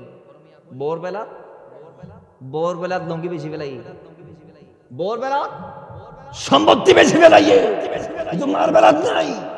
কথা হন মার বেলা সাইরি ফ্যামিলি আজি একমার দায়িত্ব লইতে না পারে না সমাজও। খ ফ্যামিলি সাইরি ফ্যামিলি বাফর ইন্তেকালের পরে একমার দায়িত্ব লইতে না পারে, অথচ মা একাই সাইরি ফার চালাই। অনেক মা মারা গি, অনেক মার স্বামী সুচ্ছ একেবারে ছোট অবস্থায় বুড়ো অবস্থায় আইরে মারা যার, কিন্তু মা কষ্ট করিয়ে ফর্ম ফালার আসলে নাই ফালি ফেলার এক মা একা দুনিয়াতে। মাথায় রাখবেন, মা যদিও বা পৃথিবীর সবচেয়ে মধুর শব্দ, কোমল অত্যন্ত, কিন্তু সেই মার চেয়ে সেরা কোনো যোদ্ধা জমিনে নাই।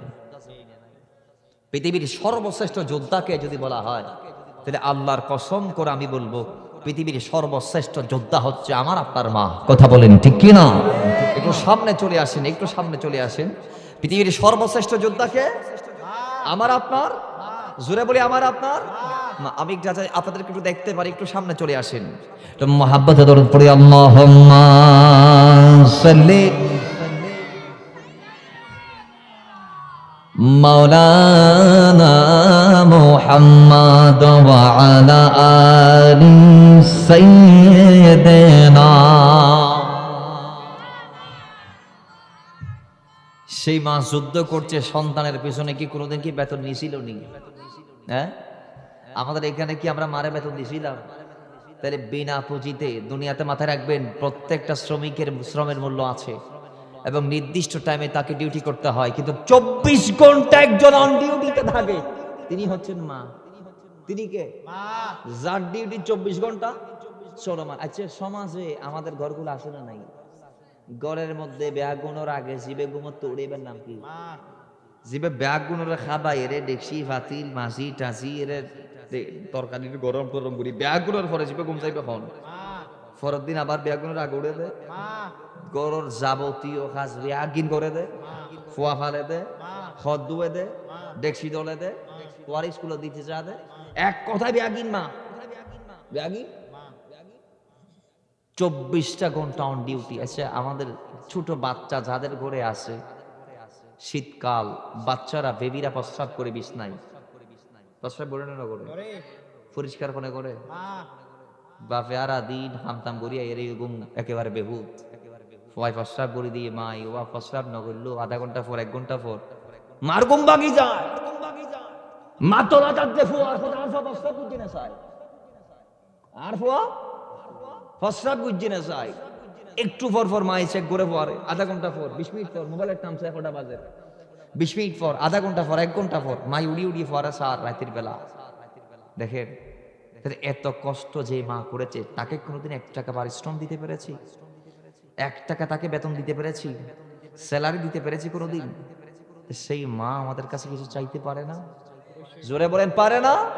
তো ওই মা যখন বিয়ের বেলায় বলে তোর বউটা আমি দেখে আনবো আমার মন মতো করে, আপনি বলেন না আমার হতে এটা এটা আমার লাগবে, আমি জিবে পছন্দ করি, জিবে এলাই মাত্র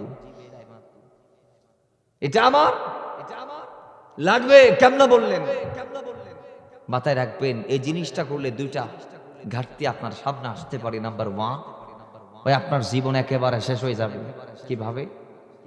আপনার বউ এটা তো একজন কন্যা, একজন নারী, নারীরা ভুল করবে, এটাই স্বাভাবিক।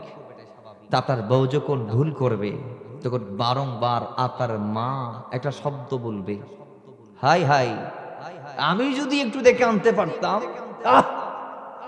যদি একখানা ছায়া আনিতে ইচ্ছে মান মন মতো করি, তাহলে আর তো হইতো আজ কষ্ট ইয়ান ফন হইত।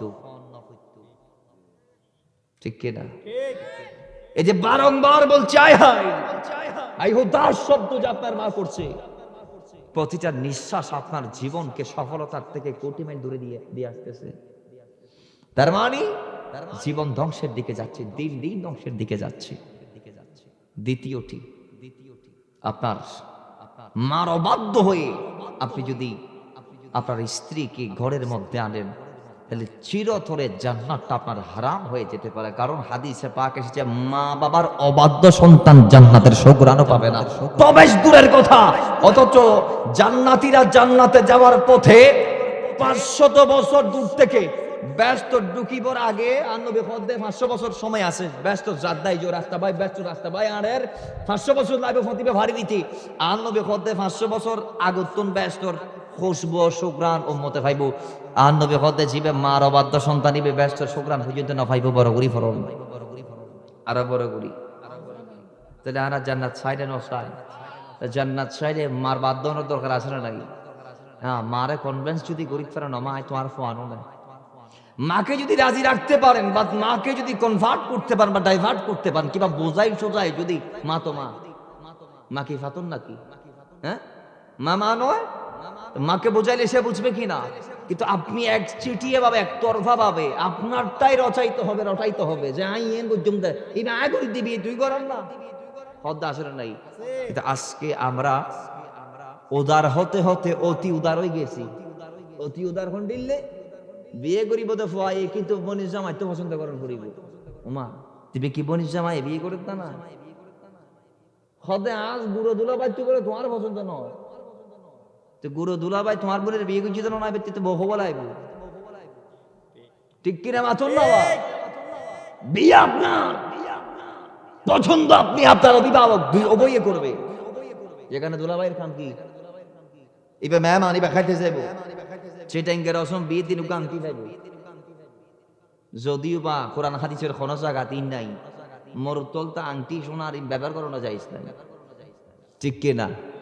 স্বর্ণ মরুতল ব্যবহার করি নফারি বারে যাবাই, ঠিক নেবে ঠিক, যদিও আর চিটা দেই আর বিয়ে তো দিই এ তো আয় তো ইউজ করি নফারে আর স্ত্রীর মালিক বানাই দিই এভাবে।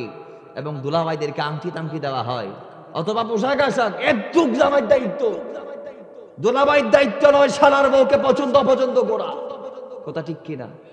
একটু আওয়াজ দিয়ে বলেন। কথা আর মামা তো তোমার পছন্দ নয়, আর ছোটাব্বু তো তোমার পছন্দ নয়, তুমি কি ছোটাব্বু করে দেনে বিয়ে? আল্লাহ আমাদেরকে এই কুসংস্কৃতি অপসংস্কৃতি থেকে বের হয়ে আসার তৌফিক দান করুন। নবীজি বলেছেন 4টে জিনিস থেকে বিয়ে করতে: সুন্দর, বংশ, সম্পদ এবং দিনদারিতা। সুবহানাল্লাহ। সুন্দর চাইরে বিয়ে করতে আনবি হই, সম্পদ চাই বিয়ে করতে হই, কেয়া একদিন যদি ফির দেওয়ার থেকে গিয়ে ওর ঘরে তো সাপোড়াই ফেললাই, নবীজি সম্পদের তালাশ করতে হই, বিয়ে করিবার সৎ, এরপরে বংশ চাইতে হই, এরপরে 4র্থ নম্বর আনবি ওয়ালি দিন ইহা হই, ওয়ালি দিন ইহা, ওনার দিনদারিতা, তাকওয়া, পরহেজগারিতা। কিন্তু এখন আমরা 4 নম্বরের তাকওয়াটা আছে বিদায় ওটারে বাদ দিয়ে দেই, কি দিনদার ইমানদার মেফ নামাজ পড়নে নফরি হদিন পুষারে নলো ইয়ারা, হ্যাঁ ঠিক নেবে ঠিক। কিন্তু রাসূলুল্লাহ 4র্থ নম্বরে দিনদারিতার কথা বললেও আমার নবী সর্বোপরি আবার ঘুরাই ফিরে লাস্টে বলতেছে, যদিও দিনদারিতার কথা সবার শেষে বলেছি, কিন্তু 4টার ভিতরে এটাই সবচেয়ে ফোকাসে রাখতে হবে, এটাই সবচেয়ে ফোকাসে রাখতে হবে।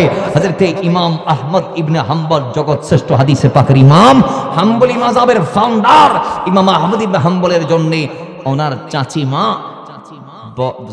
বউ দেখতে গেলেন, মেয়ে দেখতে গেলেন, অনেক বড় শায়েখের 2জন মেয়ে আছে, যাবার পরে চাচিমা দেখিতে কি রে চলে আসছে। এখন ইমাম আহমদ ইবনে হাম্বল হাদিসে পাকার অনেক বড় ইমাম, উনি বলতেছে, আমা ও চাচি তোমারও তো আয় ফাটাই এক জায়গাত, আপনি তো গেছিলেন, তা আপনি একটু কি আর দেখছিলেন নি? দেখছি। কি কি দেখছেন? এখন চাচি আম্মা বলতেছে, কই হুজুরের 2টা মেয়ে আছে, বড় মেয়ের চেহারা টেহারা সুন্দর নাই, চুল টুলেগুলো অন্যরকম, ইনি নামাজ পড়ে আবার দিনদারিতা পরহেজগারিতা সব ঠিক আছে, কিন্তু চেহারা সুন্দর নাই, চুল ঠিক নাই, সেদের বেদার একেবারে অপরিপাটি, একেবারে অগুছালো ভাবে উনি জীবন যাপন করে, কিন্তু ওনার দিনদারিতা ঠিক আছে। আর ছোট্ট মেয়ে যেটা আছে, উনি তেমন দিনদার না হলেও মাশাআল্লাহ যে চেহারার কাটিং বাজি, আমি দেখার পর আধা ঘন্টা বেরোচ্ছিলাম, আমি দেখি পাগল হয়ে গেছি। আমি অত্যন্ত আমার চোখ জুড়ানোর মতো একটা মেয়ে দেখে এসেছি, হুজুরের ছোট্ট মেয়েটা। তখন ইমাম আহমদ ইবনে হাম্বল বলছে, মা ও চাচি আম্মা, আমি ছোট্ট মেয়েটাকে বিয়ে করব না, ওনার সৌন্দর্য আমার দরকার নাই, দিনদারিতা না থাকার কারণে আমি ওনাকে রিজেক্টেড করলাম। আর বড় মেয়ে যার শুনে ঠিক ঠিকানা নাই, তার দিনদারিতার কারণে আমি তাকে বিয়ে করতে রাজি আছি। জোরে বলি সুবহানাল্লাহ। 20 বছর সংসার করছি, 6 বছর, 20 বছর পর মারা গিয়ে স্ত্রী মারা যাওয়ার পরে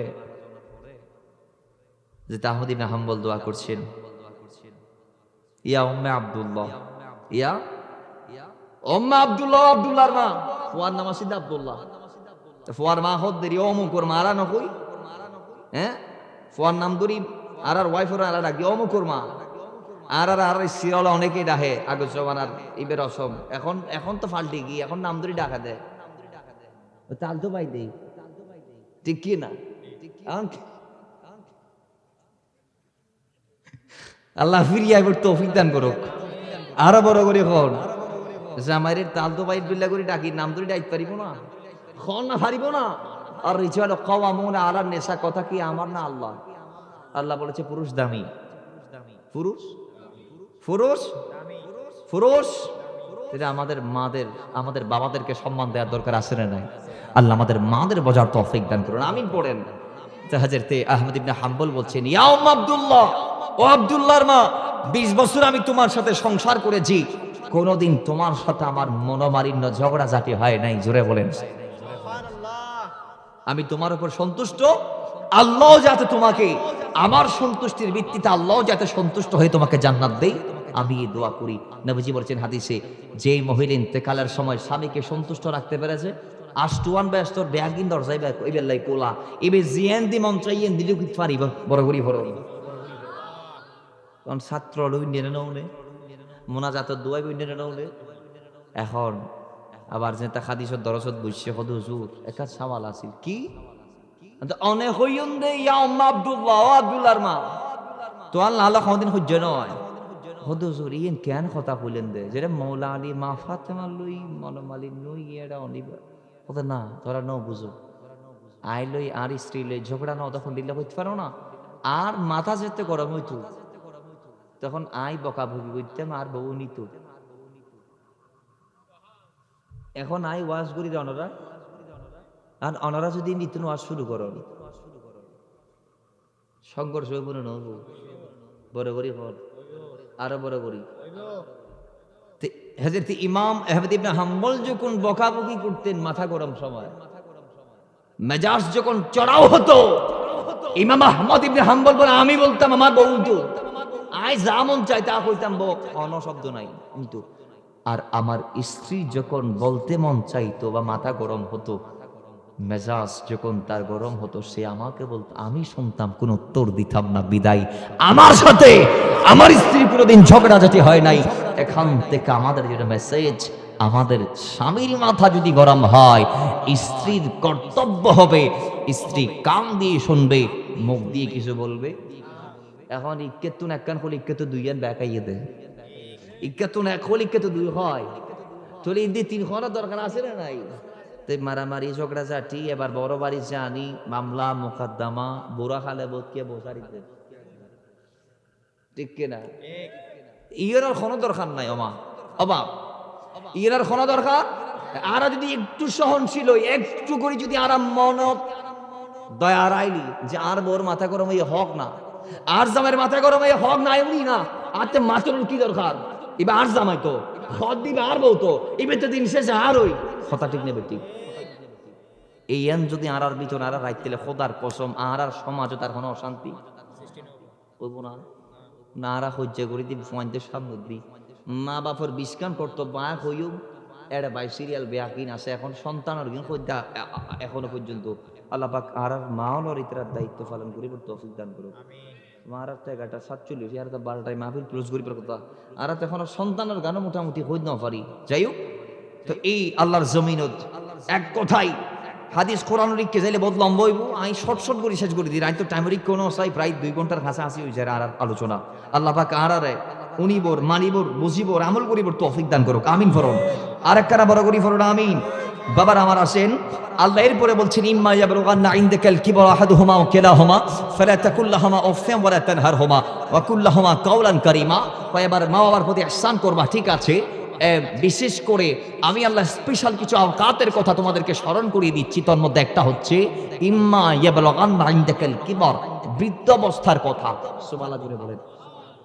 আল্লাহ যে খালত মা বাপর স্পেশাল সেবা করতে হইয়া যে খালি বেতারা সেবা করি নফারির ও বুড়া খালে আরাম আসারি ফেলার বসারি নফারির বাপে আর জন্ম দিয়ে লালন পালন করছে ব্যাগিন করছি আর বাপরে বলি যাই গই বউরে আলাদা হয়ে যায় আর মায় আর ব্যাগিন দিই কিন্তু মারা ফেলাই দিই বউরে আরেক বিকরির গই আইয়ুন আল্লাহ কি কর আল্লাহ হতে ইম্মা ইয়াবলুগান্না ইনদাকাল কিবার, বৃদ্ধাবস্থায় যদি পাও আহাদুহুমা ওয়া কিলাহুমা, মা একজনকে অথবা মা বাবা উভয়জনকে, তাহলে খেদমত করো করো করো, আগের চেয়ে ডাবল করো। কেন? খেদমত দরকার বৃদ্ধাবস্থায়। ওয়ারা আর সমাজে তখন ফুয়ার বাপ বোধ কে আসুন ফুয়া শুনলো আর কি। এখন ওর বাহাদুরি চোরের 50 কেজি ওলা অবস্থা নাইসের বাজার তো অনেকবার বাড়িতে নিচ্ছে আনতে লেগুনতে হন জিরান সারা তুলি দিয়ে দোয়ানদার লইয়া গিয়েন কই সময় উগায় বোধে 50 কেজি দূরের কথা 5 কেজি আল গাইতে না পারিবেন তো খেদমত কি আজি লাইব তো নাই লাইব দা বড় গরি মাত্র আজি নিয়া এতলাই আল্লাহ হদে টাইমি বেতাকানা বেশি খেদমত করো। আজি শীতকাল আইছি আর মাউল গরত আছে আর বাফল গরত আছে, মা বাবার কাছে যাইবে না মা সম্বল আছে দিবে শীত কাবারও না।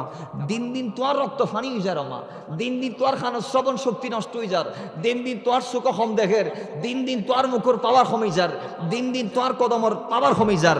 বিদায় আমা তুই তো আগের মতো নাই, তোমার শরীর হালকা গি, তুই একেবারে হুয়াই গি, অমা তত কি লাইব, কি খাদ্য মন চার, তুই আজ কি খাইবা, তোর তো খাইবার খনা স্পেশাল, মনত কিছু চান না, আই হুয়ার হইতে পারো। এই ধরনের হতাই মার কদম যাবেন হইবেন, এবং মা বাপে সর্বশেষ জিয়েন 24টা ঘন্টা মার খেদমত গরণার পরও জিজ্ঞেস করিবা মা আয় খেদমত গরির দিন তো আর মন মতর না, নাকি ঘাটতি তাই যার কই আয় তোমার দায়িত্ব পালন করির, আয় প্রচেষ্টা চালাই যাই তোমার রাজি করিবর, তোমার খেদমত করিবর, কিন্তু আয় ফারিলে না হলো ঘাটতি ওর ওমা, আর হলো ঘাটতি তাইলি আফর ফোয়া মনে করি না আর একখানা ঘাটতি গান দেখাই দিব ফুট, তুই ইয়েন এন্ডিল্লে করি করো, ইয়েন আত্ম মন নচার, তুই ইয়েন ফালতাই করো, ইয়েন এইভাবে নগুজ্জ ফুট, তুই ইয়েন এইভাবে করো, বড় গুড়ি ফরন সবা। কিন্তু আজির সমাজত আর ভিতর ইয়েন নাই, আর ভিতর বউ প্রীতি বাড়ি গি নবজি হদে যেতে বউ প্রীতি বাড়ি যাইব, মা প্রীতি হমি যাইব, যেতে বন্ধু ওরা আফন বানাইব, বাপরে দূরে ঠেলাই দিব, তখন বিপদ একের পরে। আজি আর সমাজত বন্ধুয়ে কল দিলে বন্ধুরা তোর একটা বাজা বাইরে যাবে, আর বাপ মরি যার গুদ দিয়ে খাইতে খাইতে ইতে দোয়ানো যাই রে খদে রাইতর 12টা বাজে ফার্মেসি বন্ধা করে দিতে খদে আসে না নাই, বড় করি হল আরো বড় করি হল, আর সন্তান হিসেবে মারার দায়িত্ব আছে না নাই, মদিনা ভালা আর দায়িত্ব দিয়ে এখন দিল্লি এক সাহাবী জিজ্ঞেস করে ইয়া রাসূলুল্লাহ দুনিয়াতে এত আপন মানুষ, এই দুই মানুষের ভিতর কাল সবচেয়ে উত্তম ব্যবহার করছে মনবিয়া না অনখন না, তা নবী হর কালা মুখ সুম্মা মুখ সুম্মা মুখ তোমার মা তোমার মা তোমার বা, এরপরে সুম্মা বুকা তোমার বা, সুম্মা আদনা কাদনাক, এরপর তোমার আত্মীয় স্বজন যারা যারা আছে তারা। এখন মা হইতে একজন নবী হইতে 3বার মার কথা কিল্লাই হইল, মুফাসসিরিনুল মুহাদ্দিসুল ব্যাখ্যা দেন হতে সাইরগান কারণ মার কথা 3বার আন নবী হওয়ার পিছনের কারণ হবার সাইরগান, তোর মধ্যে 1 মা ফেরত রাখি, 2 নম্বর কারণ মা জন্ম দিই, 3 নম্বর কারণ মা বুকুর দুধ পান করাই, 4র্থ কারণ মা লালন পালন করছি বড় করি ফলন শুন।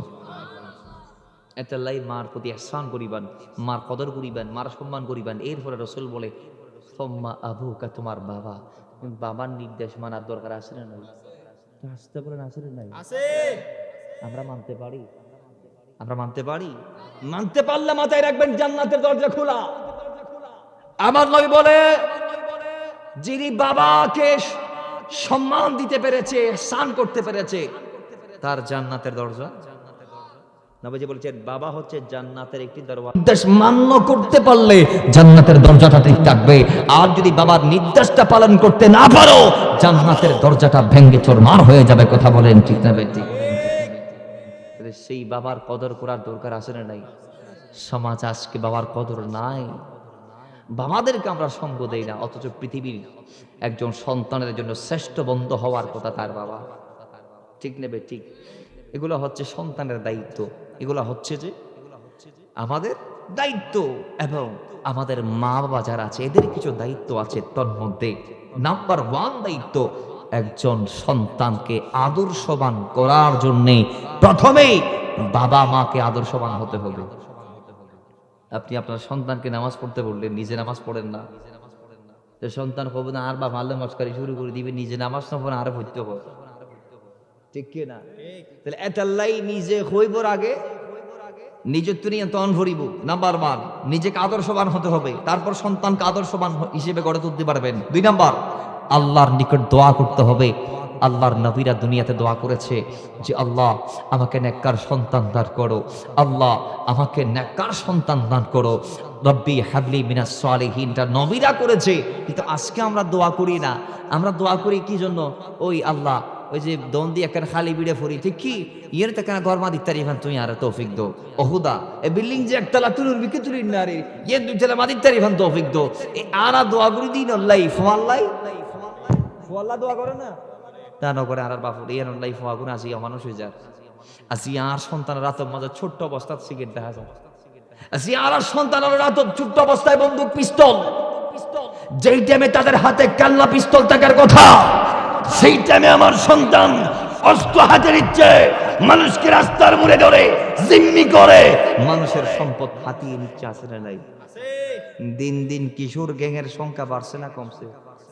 এই যে চট্টগ্রাম বিভিন্ন রেল স্টেশনে, বিভিন্ন রাস্তার মুড়ে মুড়ে অন্ধকারে যারা হামলা করে, গুড়া গুড়া ফুয়া মানুষের চুরি মারি টিয়া লফলার ব্যাগ খাড়িল, চট্টগ্রাম 2 নম্বর গেড়িতে শুরু করি, জিসি হইতে শুরু করি, উর্মিককে নিশুর্মিককে যেহেতু রাস্তা গিয়ে এটা যারা চিন্তাই করে, এটা যারা মানুষের পকেট মারে উন ব্যাগুনা হারানোর পোয়া, ঠিক নেবে ঠিক এতেরা যারা মানুষ করে ফেললি কি পকেট মারি হইতো না, চোর ডাহাইতে হতো না, তোলে ইয়ার দেখার উদ্দি আর উদ্দি হন না, ইয়ার দেখার উদ্দি আর উদ্দি আর দোয়া না করি আর সন্তানের আদর্শ ন শিখাই, যার ধরুন আজির সমাজ ধ্বংসর পথে আর ফুজিয়ল মানুষ নর আর ফুজিয়লের মানুষ আর গরিব ন ফারি দেই এই দাইবার আর উদ্দিয়াতে আল্লাহ তুমি চাউন ফুরিব মালিক আর ফাওয়ার তুমি হেদায়ত দান করো, আর ফাওয়ার তুমি নেককার হিসেবে কবুল করো আল্লাহ, তুমি আরো দিল্লে ফোয়া দান করো, যে ফোয়ার হাদুর দি বদ দিয়ে ফুসিরাত ফারুতে জুম পরে করি হন দোয়া কিন্তু অন্য দরকার আসলে নাই। এর 2 নাম্বার হচ্ছে সন্তানের জন্য আল্লাহ নিকট নেক দোয়া করা, বদ দোয়া নয়, কি দোয়া, নেক দোয়া। 3 নং, সন্তানদেরকে আমরা আজকে ছোট অবস্থার থেকে টোনাটুনির কিসে সুদ প্রেত এই বুধ ফুরি দানব ইত্যাদি ইত্যাদি বিভিন্ন ডাহাই চুর বাটফার সিটার কয় দিল্লে একটা ডাহাই ছিল, ওইরকম একটা বাদশা ছিল, এগুলো আমরা আমাদের নাতি ফুতিরে ভোলামাইয়ারে আমরা শোনাই শিখাই, ঘুমের ঘরে যাওয়ার সময়ে এদেরকে আমরা বিভিন্ন আজগবি কিচ্ছা কাহিনী বলে বলে যেগুলার আমরা গল্প বানাইছি আর কি, 7 ভাই সম্পত্তি শুরু করি যা আছে এগুলো আমরা আমাদের সন্তানদেরকে শিখাই। না না না না, ছোট্ট অবস্থায় তাদেরকে কালমায়ে তালকিন দেন, কালমায়ে তাইয়্যিবার তালকিন দেন, কালমায়ে শাহাদাত তালকিন দেন, আমার নবীর দরদের পক্ষে তাদেরকে তালকিন দেন, এবং ইসলামী যে আদর্শ যুগ যুগ থেকে আদম শফিউল্লাহর জামানার থেকে আমার নবী হয়ে নবীজির পর থেকে সাহাবায়ে কেরামের কোরবানির ত্যাগের ইতিহাস আপনি আপনার সন্তানদেরকে এক এক রাতে এক একজন সাহাবীর ইতিহাস শোনাবেন, আপনার সন্তান সিদ্দিক আকবর আদর্শিত হবে। উঠতে বড় ডাহাতে বাদুল্লাহর ইতিহাস উন্নীত হদা আল্লাহ দিলে তোলে আমি বড়ই ডাহাতে বাদুল্লাহ ইদের কুতুব দিয়ে, ঠিক নেবে ঠিক ঠিক কিনা? টিভিতে যদি আবাদুল্লাহর পরিবর্তে মালিক সাহেব ইতিহাসের মধ্যে চাইলি খার ইতিহাস উরুস 6 তারিখ 28 29 30 যাবেন না না বেদাত টেদাত কইবেন খন না বা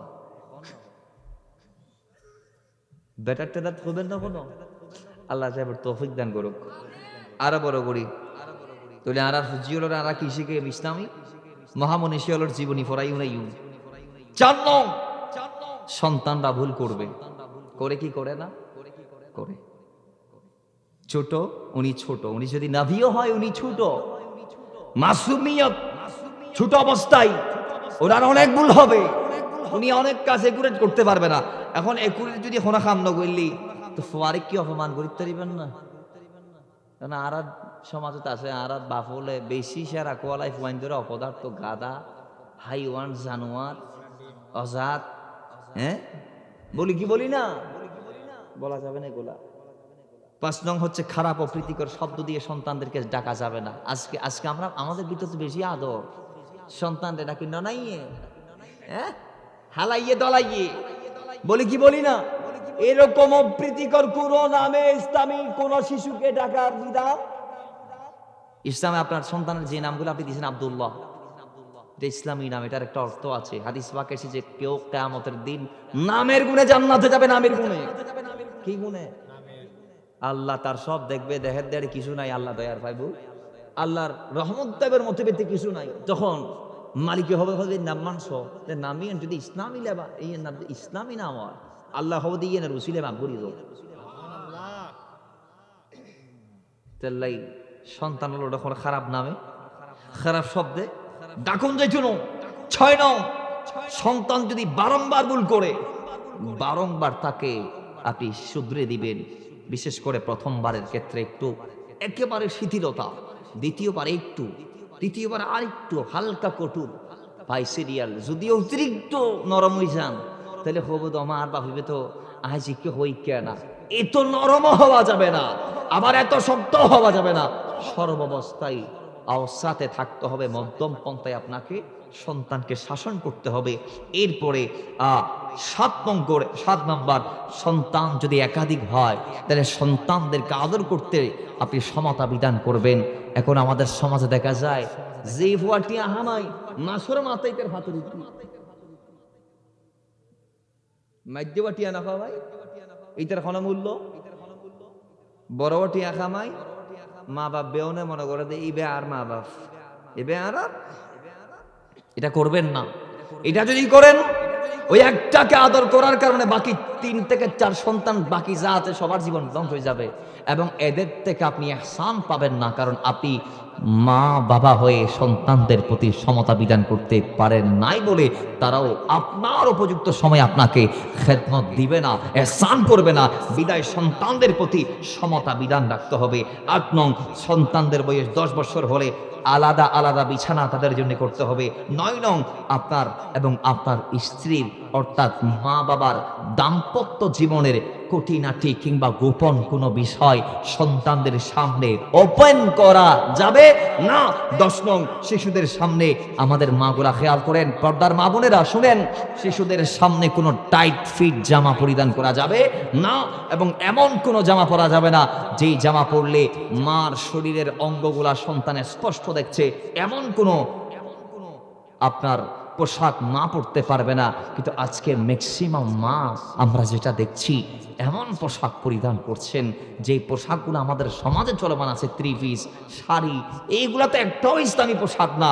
ইসলামী পোশাক হচ্ছে মেক্সি। মেক্সি, কথা বলেন ঠিক না? আজকে মেক্সির ব্যবহার আছে নাই, মোটামুটি গর্ভকালীন ভরে মাগুলা, কিন্তু আর মেক্সির ব্যবহার নাই। আপনি শাড়ি পরলেও দেখবেন অঙ্গ দেখা যায়, আপনি 3 পিস পরলেও দেখবেন অঙ্গ দেখা যায়। তাহলে এটা তো কাপড় পরে উলঙ্গ থাকার স্বাভাবিক, ঠিক কিনা বলেন না? কাপড় পরে অর্ধনগ্ন বা অর্ধুলঙ্গ থাকার শামিল। আল্লাহ আমাদের মা বোনদেরকে ইসলামের লেবাস পরিধান করার তৌফিক দান করুন, আমিন পড়েন। এরপরে 12 নং হচ্ছে শিশুদেরকে অশ্লীল নোংরা ছবি বা নোংরা ফিল্ম কিংবা খারাপ গল্প উপন্যাস ম্যাগাজিন পড়ার সুযোগ মা বাবা দিবেন না। 13 নং, সন্তানের বয়স 7 বছর হলে তাকে নামাজের প্র্যাকটিস করাতে হবে। 10 বছর বয়সে সন্তান নামাজ না পড়লে মা বাবা তাকে প্রহার করবে হালকাভাবে। 14 নং, সন্তানকে সত্যবাদিতা, আমানতদারিকা, অন্য কাউ অগ্রাধিকার দেয়া এবং অসহায়কে সাহায্য করা, সাহায্য করা, মেহমানকে সম্মান করা ইত্যাদি বিষয়ে শেখাইতে হবে। 15 নং, সন্তান মিথ্যা, গালাগালি, নোংরা ও নিচু মানের যেন কোনো কথা না বলে, এটা মা বাবাকে অবশ্যই নজরদারিতায় রাখতে হবে। এরপরে 16 নং, সন্তানকে ইসলামের মৌলিক বিষয় সম্পর্কে জ্ঞান দিতে হবে, যেমন ঈমান। আজকে আমাদের ছেলেগুলার যদি বলা হয় ঈমান হারা হয়, ওরা হইতে পারে, ঠিক কি না? আমাদের সন্তানগুলাকে ইসলামের মৌলিক যেগুলো আছে, বেসিক যেগুলো আছে, এগুলা শিখাইতে হবে। যেমন কি কি কয়, ঈমান, ইসলামের রোকন, আল্লাহর ভয়, 5 ওয়াক্ত নামাজ, কোরআন পড়া এবং প্রয়োজনীয় সূরা এবং মাসনুন দোয়া ও জিকির সমূহ, কোরআন পাকের তেলাওয়াত, আমার নবীর মুহাব্বত, এগুলা শিখাইতে হবে। এরপরে 17 নং হচ্ছে অন্যের অধিকার সম্পর্কে সন্তানকে শেখাইতে হবে, যেমন মা বাবা, ভাই বোন, আত্মীয় স্বজন, পাড়া পড়শি, প্রতিবেশী ইত্যাদি ইত্যাদি। এরপরে ক্লাসমেট, বন্ধু বান্ধব, আত্মীয় স্বজন, শিক্ষক এবং তার ব্যবসায়ী পার্টনার এবং তার সহকর্মী, গৃহকর্মী, কথা বলেন ঠিক নেবে ঠিক? আজকে আমাদের সমাজের মানুষগুলা জানে না বাইরের সাথে কেমন ব্যবহার করবে, পার্টনারের সাথে কেমন ব্যবহার করবে, বন্ধুর সাথে কেমন কথা বলবে, একই অফিসে চাকরি করে সহকর্মীর সাথে কেমন কথা বলবে। আমাদের ছেলেগুলা জানে না, এগুলা সন্তানদেরকে শেখাইতে হবে।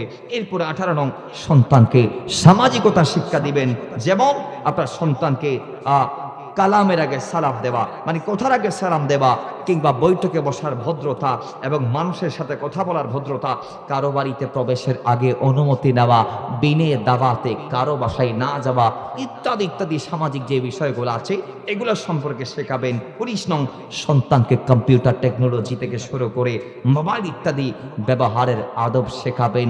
এগুলার খারাপ ব্যবহার যাতে সন্তান দ্বারা না হয় সেটা নজরদারিতায় রাখবেন। সর্বশেষ 20 নং, সর্বদা সন্তানকে হুমকি, ধামকি, মারমুখী পরিবেশে না রেখে সন্তানের সাথে বন্ধুত্ব স্থাপন করার চেষ্টা করুন।